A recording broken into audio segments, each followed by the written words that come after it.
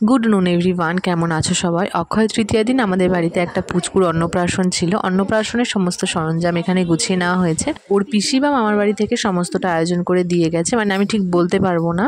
এখানে যা নিয়ম আছে, মানে মালা টাকা পরানো, চেলি কাপড় পরানো, এই সমস্ত কিছু পরিয়ে মা ওকে রেডি করে দিচ্ছে। এইবার বলি আমাদের বাড়িতে কেন ওর অন্নপ্রাশনটা দেওয়া হচ্ছে। অন্নপ্রাশন বলতে একদম ঘরোয়া, যেটুখানি নিয়ম না করলে নয় সেইটুখানি করা হয়েছিল। কয়েকদিন আগেই ওর ঠাকুরদা মারা গেছে, এখনো 1 বছর হয়নি। সেই কারণেই তো ওদের বাড়িতে কোনো নিয়ম কানুন করা হবে না। তাই নাকি এক ঠাকুর বাড়ি থেকে বলেছে যে ওর মামার বাড়ি থেকে বা পিসির বাড়ি থেকে পায়েস রান্না করে কোনো ব্রাহ্মণ বাড়িতে গিয়ে খাওয়ানো হয়। সেই কারণেই আমাদের বাড়িতেই ছোট্ট আয়োজনটা করা হয়েছিল।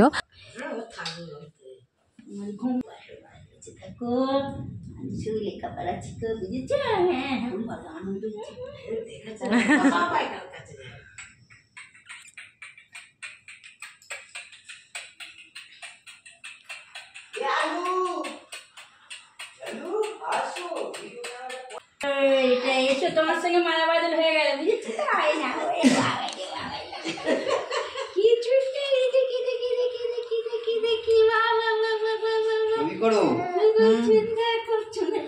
পায়েসের সাথে 5 রকম মিষ্টি আর দইও ছিল। মা আমাকে বললো তুমি এগুলো সুন্দর করে সাজিয়ে দাও, এখন দাদা ওকে পায়েস খাইয়ে দেবে, সাথে 5 রকম মিষ্টি দই সমস্ত কিছু একটু একটু করে মুখে ছুঁয়ে দেবে। এই টাইমটাতে যে কি পরিমাণে কান্না করছিল! এমনি কিন্তু দাদাকে চেনে, অন্য সময় দেখলে কোলে আসবে, হাসবে।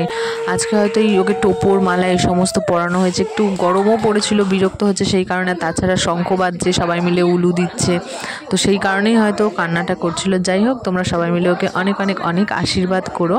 চলো আজকের অন্নপ্রাশনের ছোট্ট এই ব্লগটা তাহলে এখানে এন্ড করছি। তোমাদের কেমন লাগলো অবশ্যই কমেন্ট করে জানিও। দেখা হচ্ছে কালকের ব্লগে।